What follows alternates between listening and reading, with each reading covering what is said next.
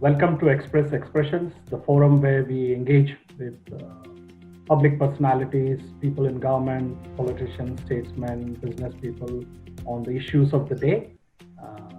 We have with us today Sanjeev Sanyal, Chief Principal Financial Advisor, Economic Advisor, the man who's behind many of the moves that the government is making at the Finance Ministry.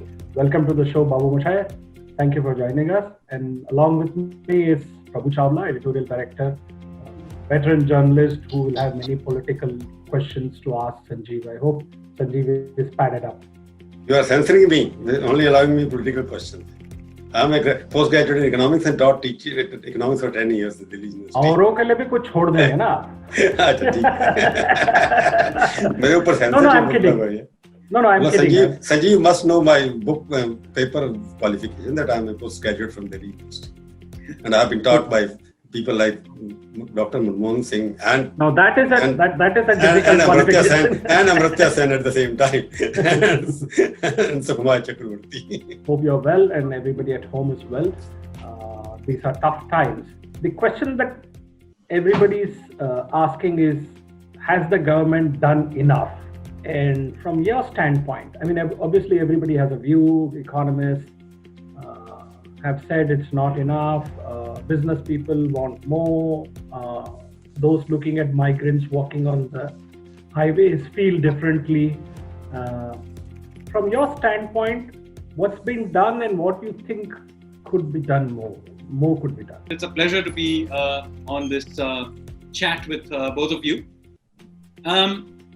Let me say right in the beginning, before we get into the details, you have to understand the wider context in which we are taking decisions. And the context is the following, which is that we are having to take decisions, major decisions, in an environment where there is enormous amounts of uncertainty, where there is risk of all kinds of unintended consequences, and where we do not exactly know how the rest of the world is also. So it's not just within India, but the outside context, the demand for exports, oil prices, and so on. So this is the context in which we are taking decisions, whether it's on the health front or on the economic front. So how does one go about it? Well, one strategy is to do something called a barbell strategy. Those in financial markets will know this. The barbell strategy is you hedge for the very worst. And then for the rest of it, you basically respond step by step through feedback. So on the health front, we did exactly that. You do a full lockdown while you get your testing in place, work out what is happening, and so on. And then step by step, you ease it. You're not easing it because, infection rates have fallen. Far from it. We have more infected people today than we had in the beginning. But we have a much better idea of the nature of the disease. We know where it is, what to do about it, testing for it. We have got beds ready for it, and so on. So this is how we are going about in the barbell strategy works on the health front. Now we are doing something very similar on the economic front as well. What is the barbell strategy there? Well, first of all, you've got to hedge and make sure that the very poorest people have some food in their plate. They've got some money sent through direct transfers to them. This is not going to solve poverty. This is merely to keep them, sustain them. Where possible, where you need more food grains provided, ration shops, and so on, the state government needs to do some things. So that is what is done. Next, you need to also make sure that the financial system and particularly the business sector of the lower size, which is the MSMEs, they stay alive. This is very critical. Again, keep them alive through the cycle. This is not reflation of demand, because you can't reflate demand under a lockdown. It's no point. You're basically doing a barbell strategy and keeping them alive. Meanwhile, you put in place for the future supply side things that in the future it takes time to do supply side things. So you get that process in place so that in the future you can begin to build on that. So now that I've given you the context of a barbell strategy, now look at what we are doing. Right in the beginning, if you remember, we did the first thing the finance minister did was she pushed back all the finance related deadlines. She made sure some money was transferred through and some food was made available. Over time, we have made more food available. As migrations began to go back to the villages, we ramped up on the Manrega side. Meanwhile, we are using everything we can to keep the MSME sector in particular alive. We are trying to encourage industry in general to pay salaries as long as they can. We know that it becomes difficult with time. But we are not claiming that this is going to lead to a dramatic expansion of the economy. No. We expect this to keep us through this cycle going while we create supply side openings on the other side. And we are now, as you will have seen in the last section, we are beginning to put through major supply side reforms.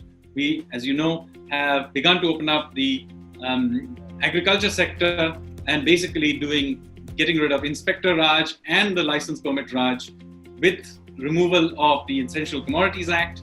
The APMC Acts on the ground are getting reformed already.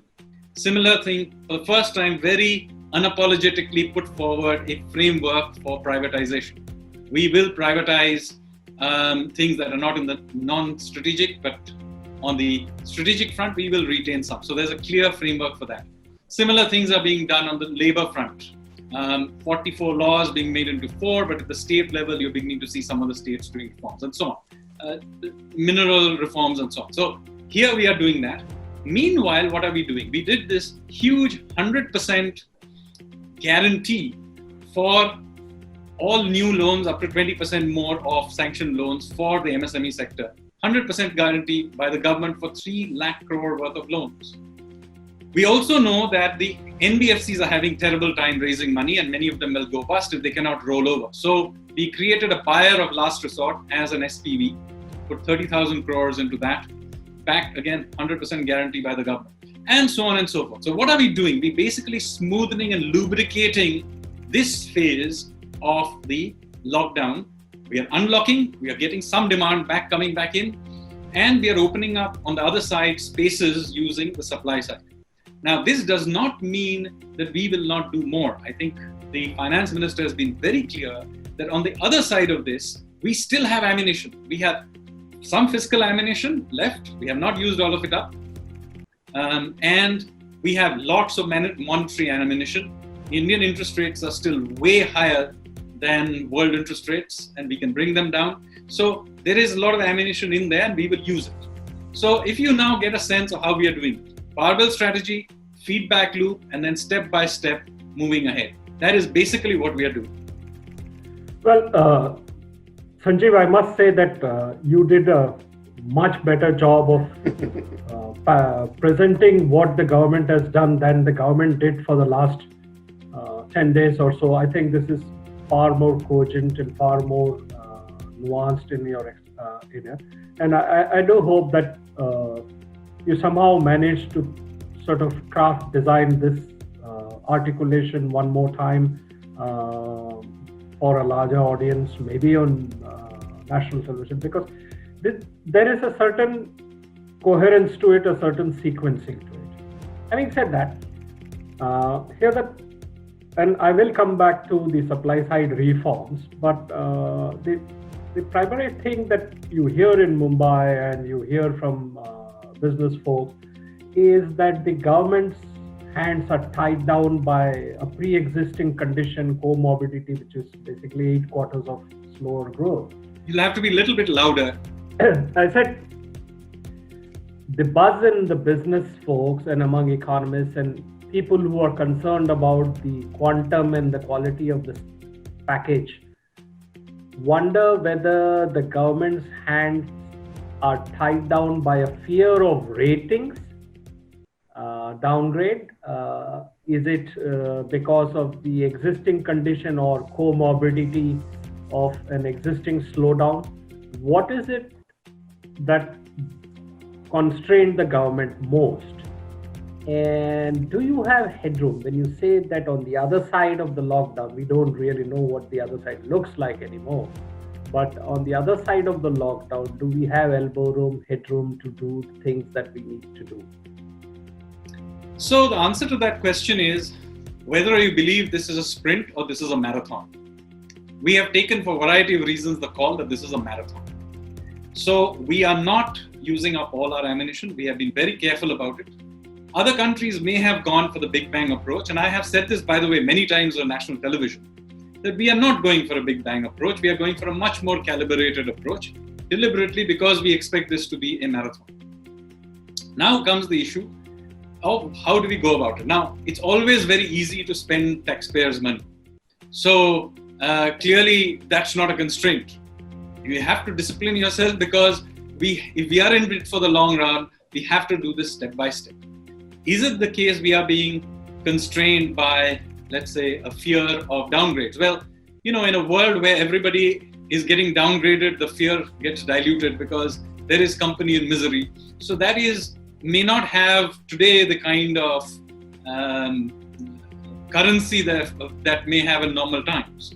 And I think even the rating agencies appreciate that we are being very, very systematic about this. So the question is, how much space do we have? Not whether or not we are not using it because of fear of some other reasons. So let me here go through it systematically. I've said before, and I'm saying it again, we have a lot more space on the credit and monetary side than we have on the fiscal side. Why do I say this? First of all, look at the credit side. The banks have actually parked, as we speak, something like 8 lakh crores with the central bank, where they're earning a reverse repo rate of 3.75%. Clearly, this is money they should be drawing down and spending. And by the way, when they draw it down, they will be actually creating high-powered money. It's not M3 they'll be creating. They'll be creating reserve money. So that will multiply through to being a very powerful impact on the thing. So you really do want to encourage them to draw down this money and lend again. So by the way, that correlates on the other side with the guarantee scheme that we also do. So that's part of our encouraging to draw it down. It's not just about the first round of impact from drawing it down, but the multiplier effect of that through the economy that will happen. So that's one. Second thing, there are other things as well. In a world where you have basically zero interest rates in most of the world now, even countries that very recently were going bankrupt in Southern Europe are raising money at 2%. The ones in Northern Europe are raising it at negative rates. Even Britain, with all kinds of issues related to Brexit, etc., no longer being a part of and all kinds of other issues.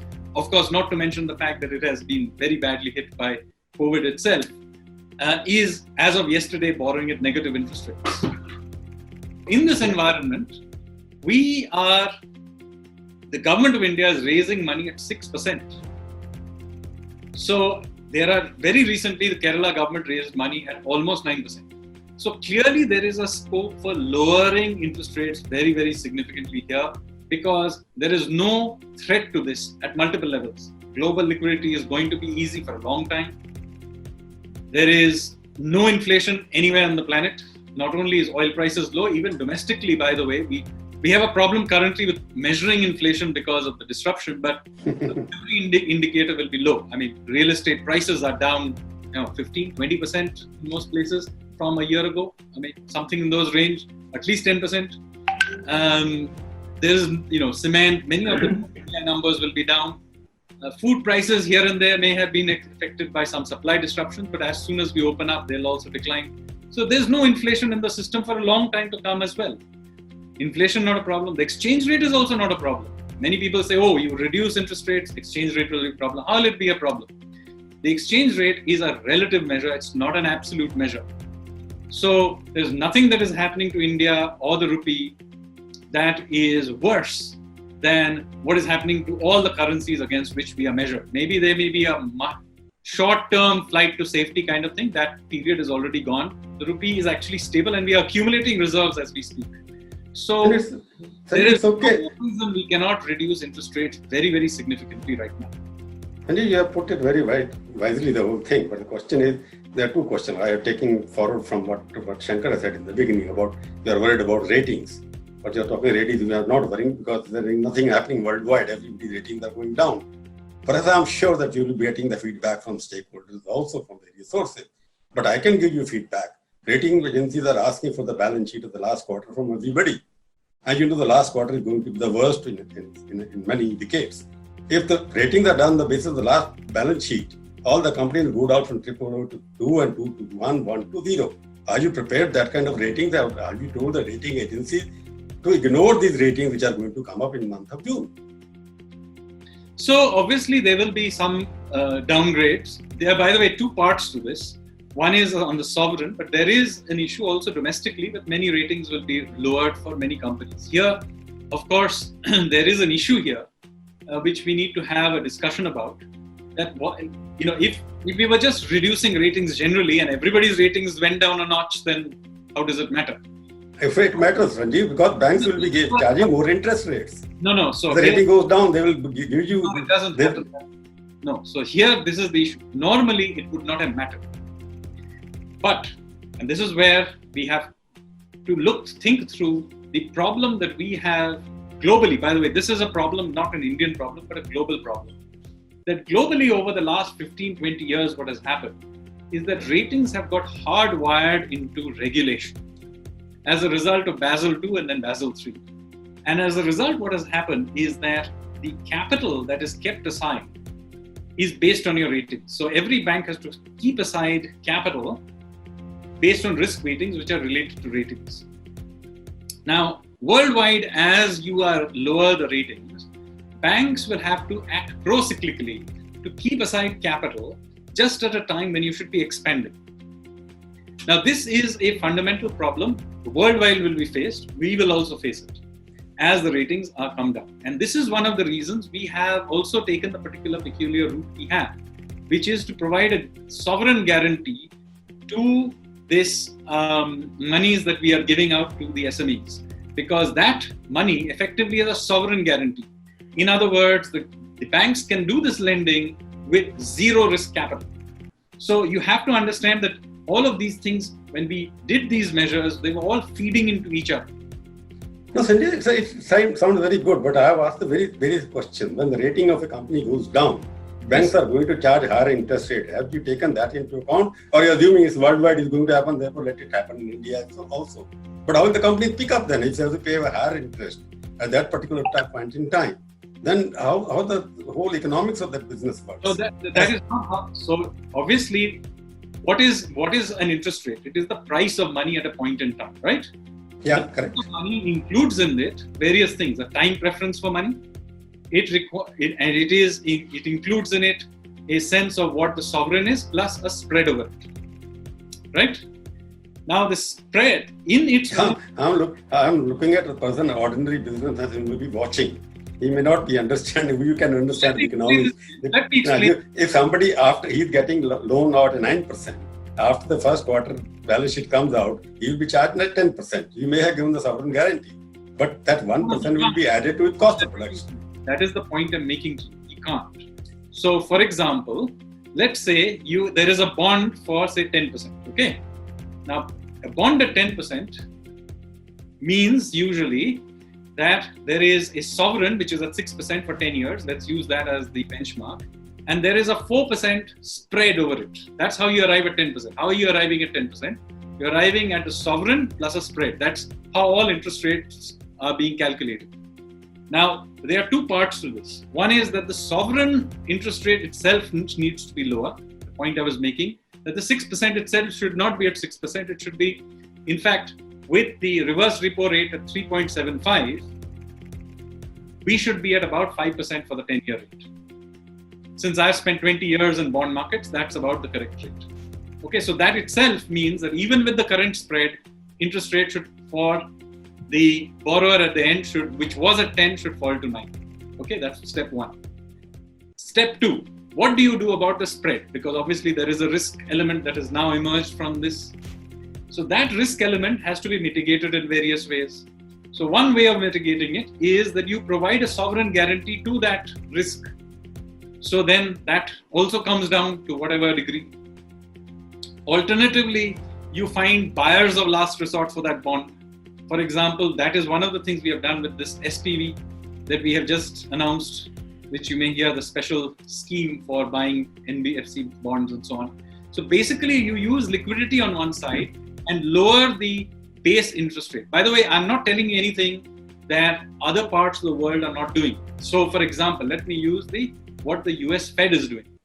The US Fed has just introduced, about 3 weeks ago, a program saying that we will go out there and buy corporate bonds. Now, why are they doing this? For exactly the problem that I have put it out. Now, their own interest rates have fallen to zero.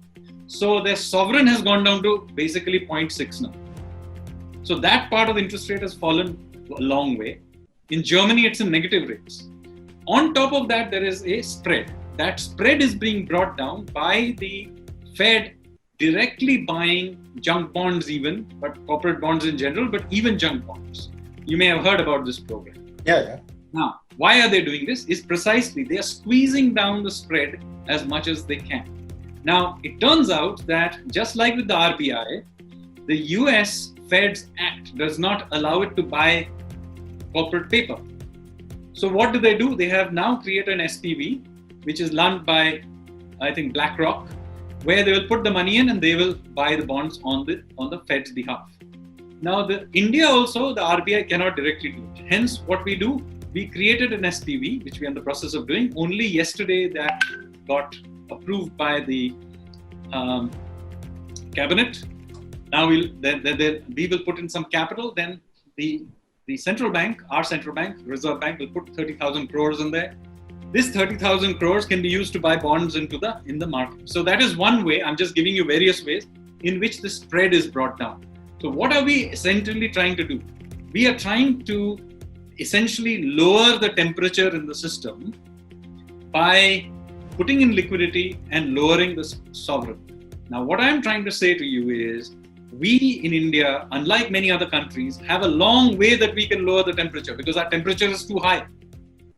We have lots of space of lowering it. Now, it has to be done carefully, but typically, why can we not just do it all the time? The reason you cannot do it just all the time is because if you did it in a time where demand is very high, you will stoke inflation immediately. Sanjeev, there's no demand at the moment, as you rightly pointed out. But the question going back to it, you have given so many packages now. So but I just want to ask a very specific question as a layman, as a person who's watching and talking to various people. After so many packages you announced in Power Federal last year, I've forgotten the number of counts. I can't do how many packages you announced. It runs into because when Prime Minister spoke, he spoke with clarity. His messaging was very correct. He said 20 lakh crore, wow. But when it started waking up, people went to sleep after that. There's the feedback we are getting, rightly or wrongly or not. But I want to ask you why there is not a feel-good factor in the economy yet. After so much of being done by the government, which you have explained very wisely. A person like me or anybody you talk to, we don't feel good in this country at the moment. Everybody is trying to decipher what you mean by this package. Let me say and the Prime Minister is very clear. So let me be clear that nobody in any country is likely to feel good till the lockdown ends and we can get back to business. So I can assure you very when large... Trump sent $12,000 or $2,000 to $1,200 in the pocket, they feel good. I don't know. Shankar is in the US. Are people jumping He's in Toronto. Are people, Shaunak in the UK announced a very large packet. Are people jumping with joy in the UK? They are not. This is a difficult time for everybody in the world. And we have to understand that this is not a sprint. We have to be willing to do this. By the way, we will have to do more in the future as well. When we go into the rebuild phase, we are right now in the stabilization phase. When we go into the rebuild phase, we will have to put in more packages, more supply side measures you can expect. And by the way, in every step, people say, oh, they only count that little bit that happens to be a direct spend from the budget. So everybody is, oh, you've only done 1.4% of GDP or, There is another confusion there also. I'm thinking about it because first of all, every other country also includes their monetary and credit stimulus. Government guarantees are a very important part of that stimulus in every country, so are they in ours. And in our case, because we have the monetary space, we will use more monetary space.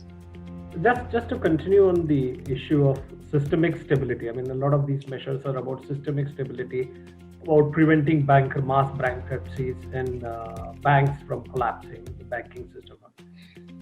The issue of rating also has another angle that Indian corporates have large outstandings in the external commercial market. And the Mumbai buzz, I'm saying specifically, is that a sovereign downgrade would is most feared by all those people who have the large exposures in the ECB market.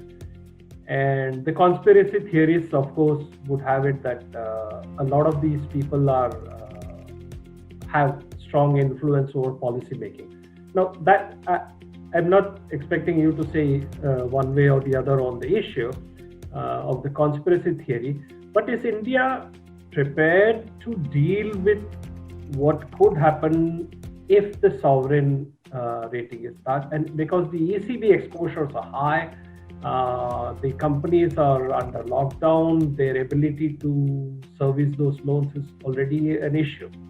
The second question, in the large part of all the packages that were, one didn't see any help to the state governments. Now, you mentioned how Kerala had to borrow at 9%.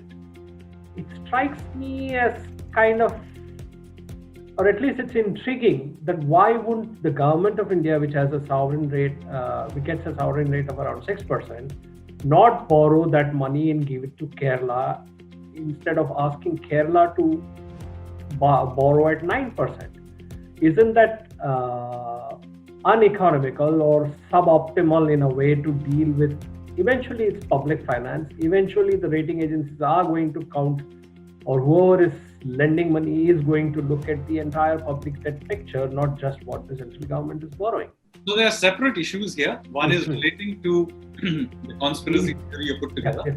Yeah. And the other thing is, why doesn't the government of India borrow on behalf of the government and just pass it on to the states? So there are two somewhat separate questions. Yeah. Now, as far as the sovereign, as far as the conspiracy theory, I presume what you're saying is, the theory is that the government is being so constrained by sovereign ratings and therefore is not spending enough, presumably because that would somehow throw our sovereign ratings off kilter and cause all these other problems for retail. Collateral damage. Let me say that's ridiculous for a very simple reason. You see, there is a certain sweet spot. Okay? If you spend too much, obviously that's a problem with sovereign ratings. In fact, it will lead to all kinds of other problems spiraling out. But it is also the case that you spend too little, then the economy will be slower than it would be growing, and it would feed back to lower revenues and so on. So it is not as if simply being very constrained leads to better fiscal management.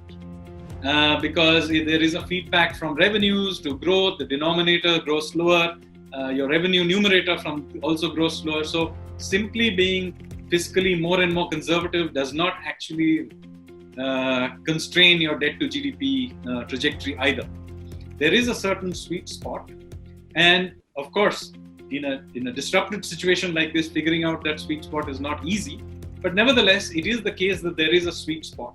So, and that sweet spot allows for a significant amount of spending and monetization if necessary. So, it is not the case that that is what constrains us. What constrains us is that we would like to do this in a disciplined way. And two, we do not think that only a fiscal spend of the kind certain people want is the only way to stimulate or stabilize the economy. As I said, the monetary tools are important, guarantees are important, and by the way, guarantees are ultimately also a fiscal tool. You have to ultimately pay out whatever goes wrong that you have guaranteed if they go wrong. So these are fiscal tools. So we are using them. So that is one important thing. We have to be systematic about this, and I'm repeating this. This is a marathon. It will last at least in months. So we have to have significant amount of ammunition dry for this. And we have space to do it as well. As I keep telling you, we have monetary space. We also have some fiscal space, and we'll use it. We'll also use the supply side actively. Now comes the issue is about state and central government. Now, this is how it is done for a long, long time. It's not an abnormal thing for states to be borrowing on their own account. They have their own borrowings. That borrowing happens on a somewhat of a spread over the sovereign. That is normal as well. This is the correct way to do it because it is one way in which the states are individually encouraged to be fiscally prudent. So there is a Government of India interest rate, and then there is a spread over it. That's how it remains. Kerala. Okay, Sanjeev, and let me just interrupt you there. So the fact that the state of Kerala has to borrow has something to do with the abnormal times that we live in In normal times, it would have a spread. Yeah. So normal times you would have a spread. Now it happened. Normal times, the allocations. No, let me finish. The allocations would flow. Now there is a gap in the collection of revenues, and therefore there is, let's say, the pipeline is constrained on the distribution of revenues. Although Somnathan has said that 110%, the states of revenue has been passed on to the states. Fact is that states which have been grinding their teeth over transfer of resources from center to states and how much is pending, it's a perpetual issue. The point that I'm making is that the state is now being forced to borrow for no fault of its own. Not that it managed its fisc worse or better. I understand that the states have a difficulty, which is why we have done several things very recently, by the way.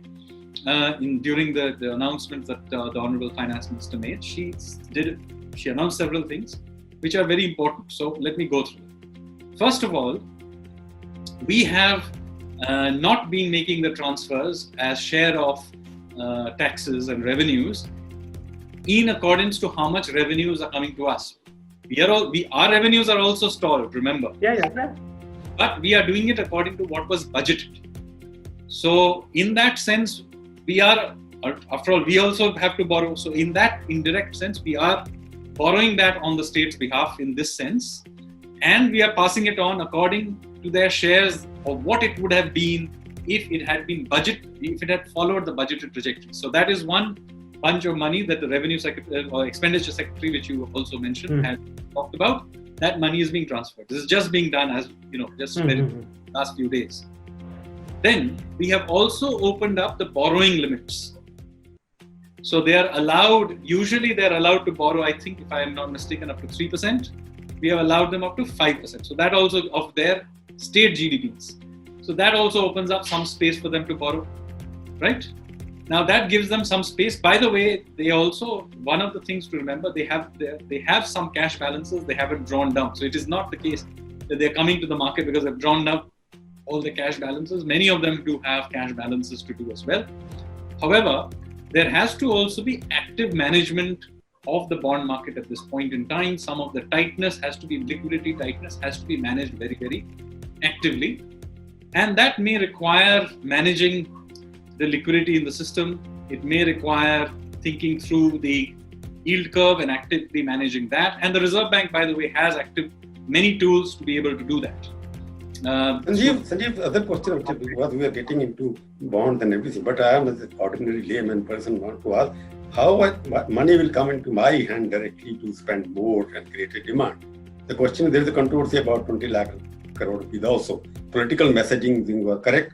It seems bureaucratic messaging was a little messed up. This is what the impression is. Let me complete, please. So there may be some understanding of the ordinary people wants to understand it in simple language, not in a jargon which we know and you know and the rating agencies may know. But I'm talking about the person who's walking on the road and the person who's selling on the street. So they must understand that government is doing for something else. That 20 lakh rupees is the 10% what the Prime Minister said in his speech.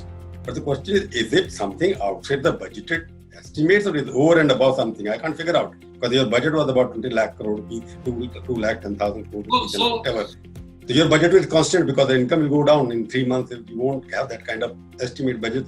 So what will end up ultimately? It won't be 20 lakh. So the point here is that I don't think the Prime Minister said this, nor did the Finance Minister say that 20 lakh crores is being divided up and directly being transferred to everybody's pocket.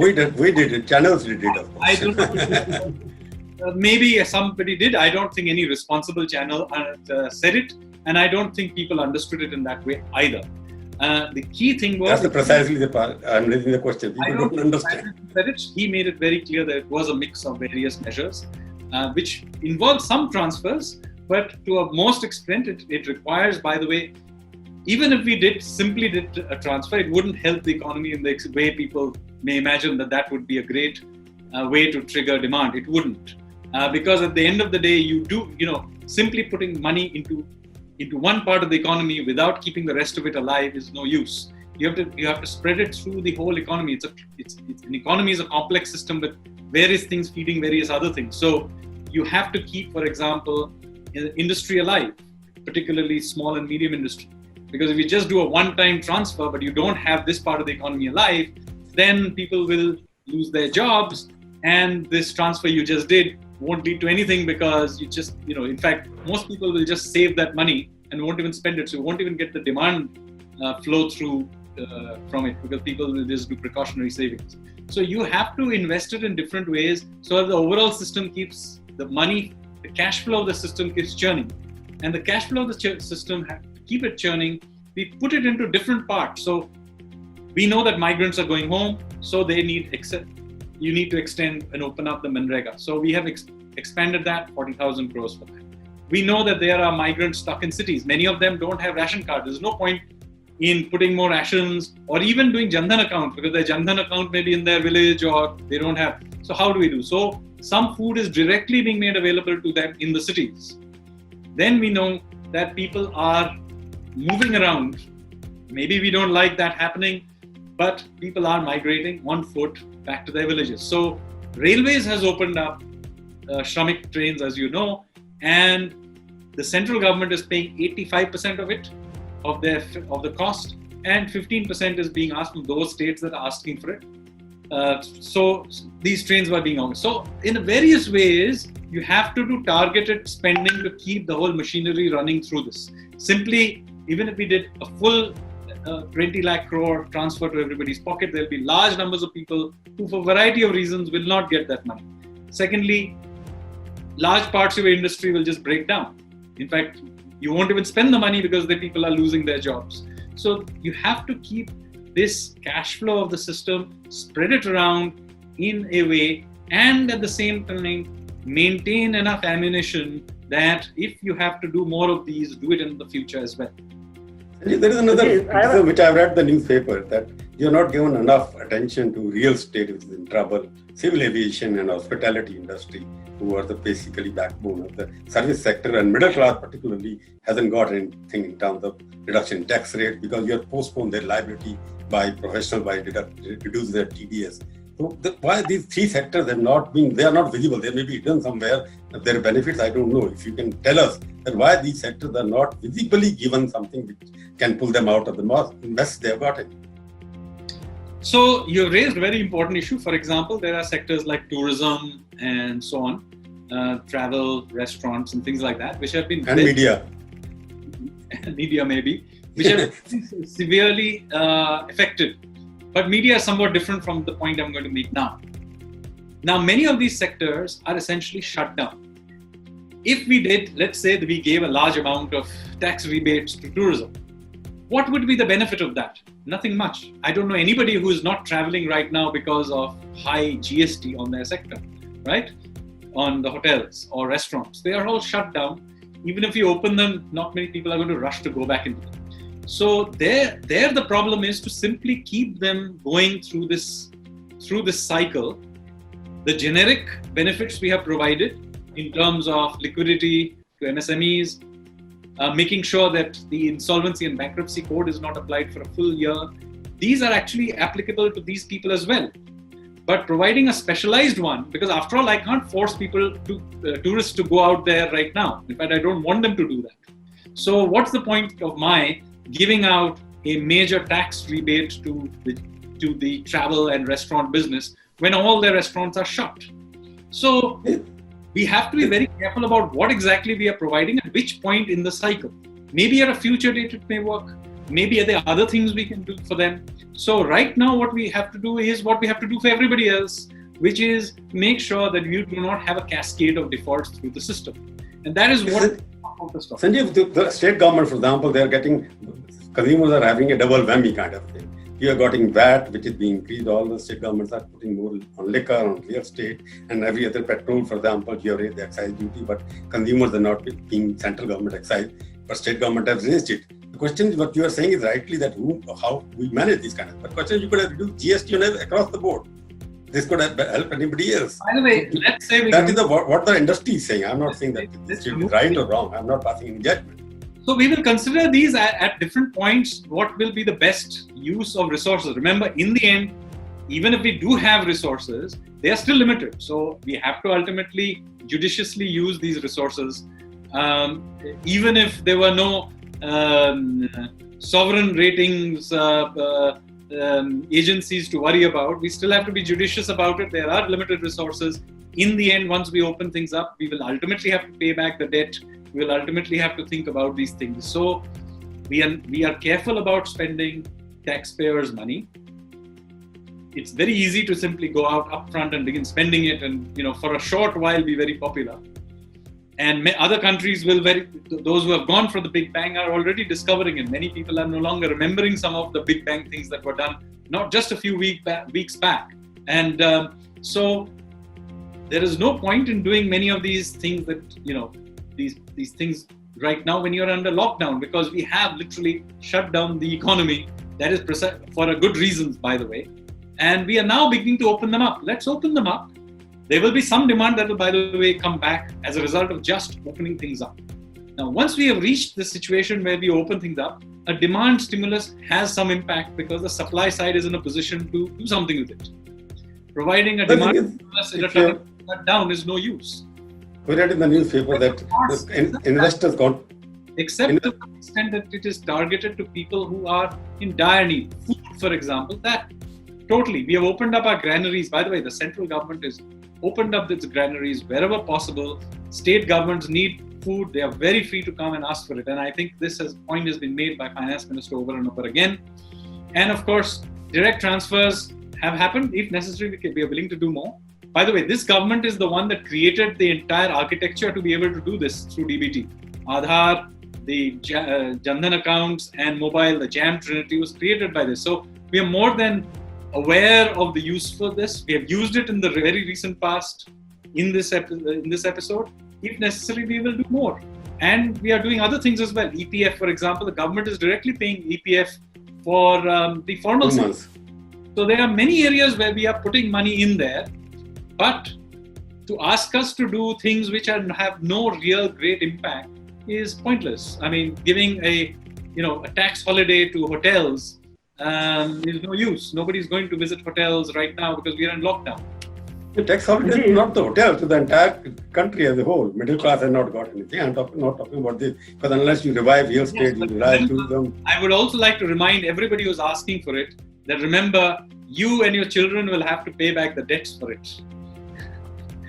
And you'll have to pay back quite a lot. We don't know about the long term anyway. But here's the thing. You mentioned about the Jandan accounts and the JAM Trinity basically transfer. I've done some amount of work on Aadhaar and direct benefit transfers.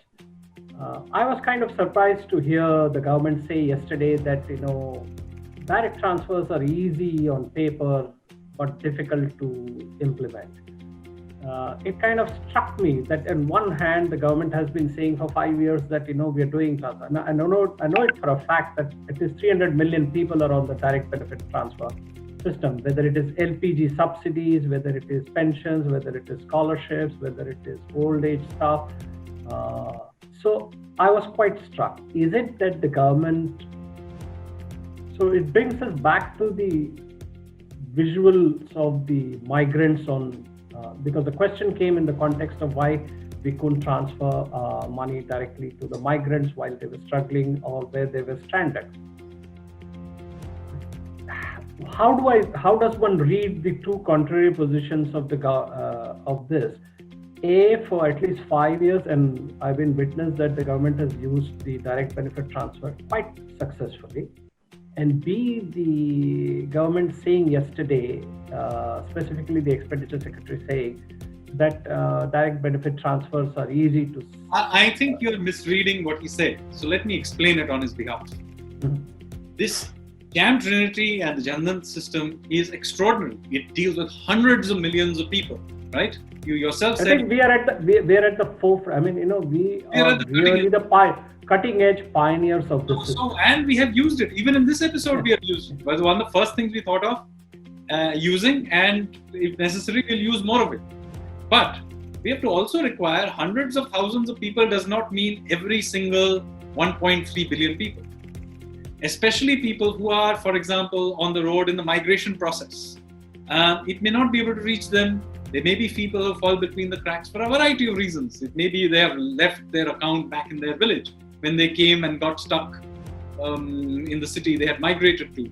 And their ration card, for example, may not be working. So therefore, simply to rely on this one tool, which may be a very good tool, by the way, and dealing with, it may be covering a very large proportion of India's population, still means that there will be some significant number of people, because numbers in India will run into millions, even if it's a tiny proportion, it will still run into millions.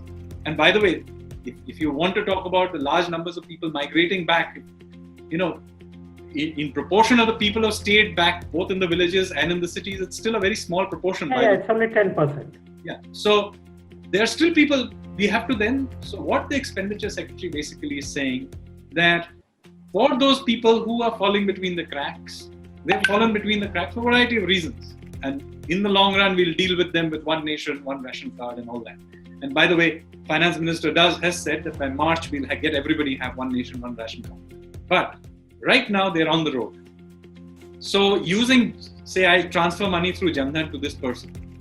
Is it immediately benefiting that person? Perhaps not.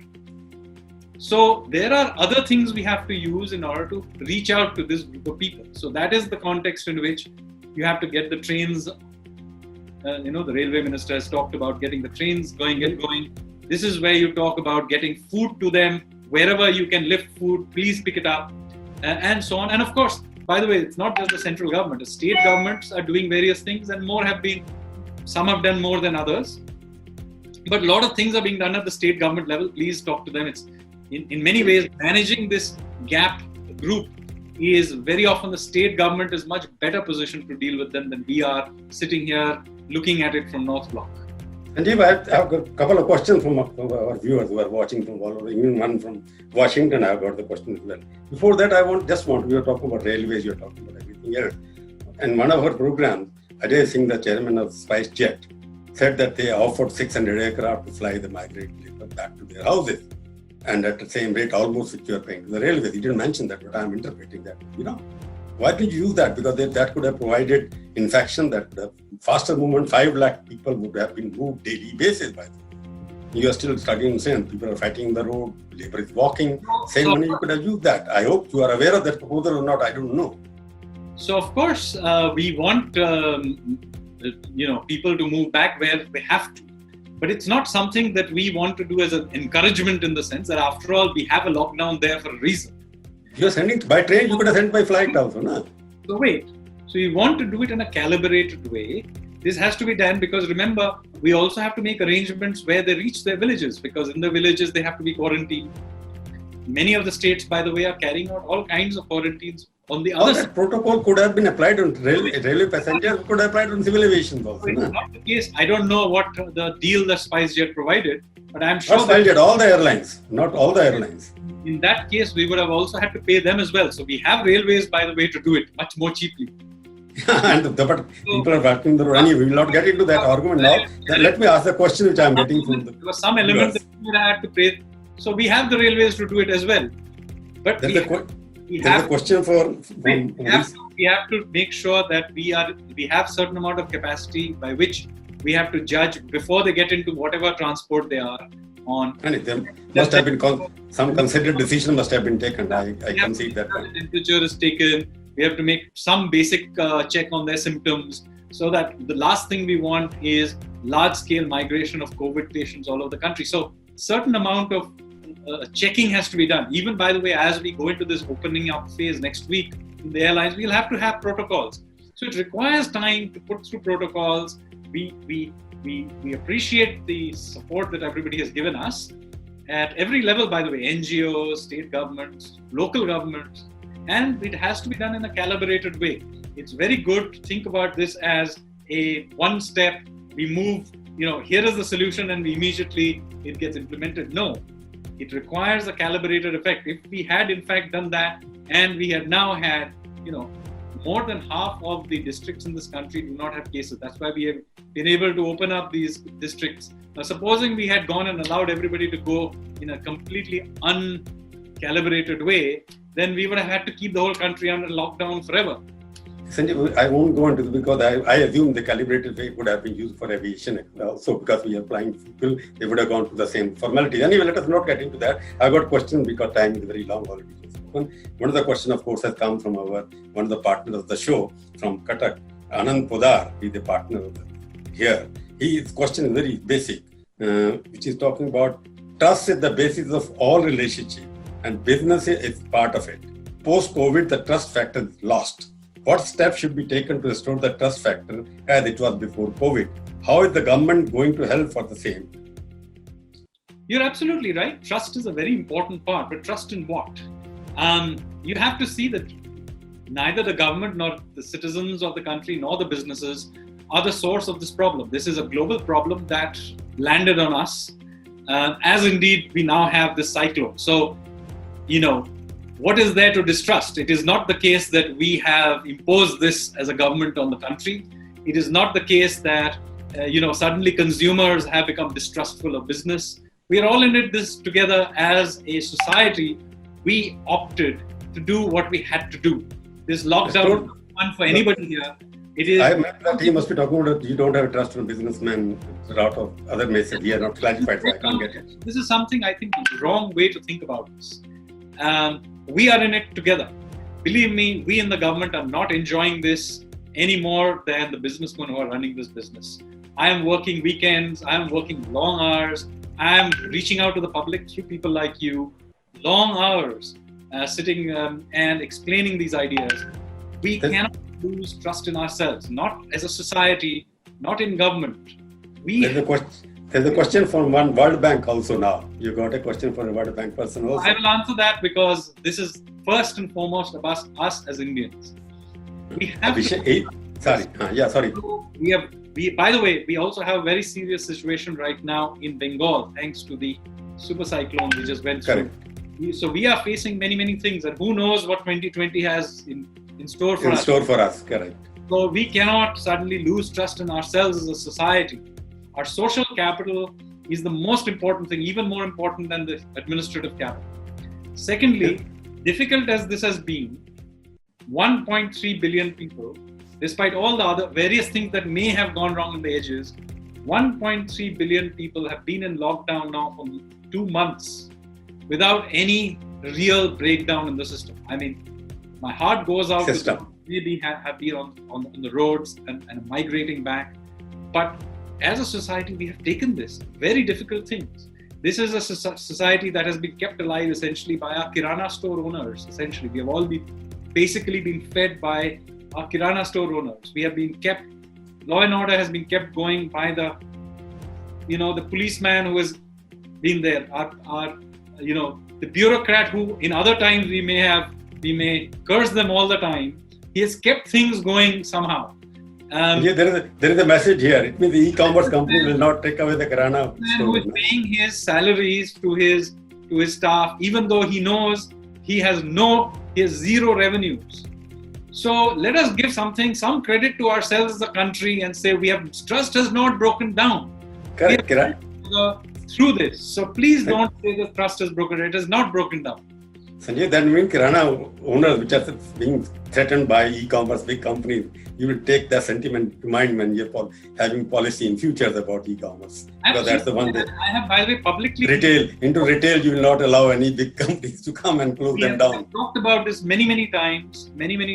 I publicly said this. The most important guy who's kept us alive through this whole thing is the Kirana shops. There's a question now from Abhishek Saurav, economist, World Bank, Washington. He says, would invite the panel's view on reshaping of the global value chains due to the pandemic. Specifically, what can we say about implications for global trade and investment flows? This is an area of high policy relevance that multilaterals are focusing on. The negative demand and supply shocks are affecting employment and wages, with impacts more severe for women because they have more temporary employment contracts, and smaller businesses because they have lower access to financial resources.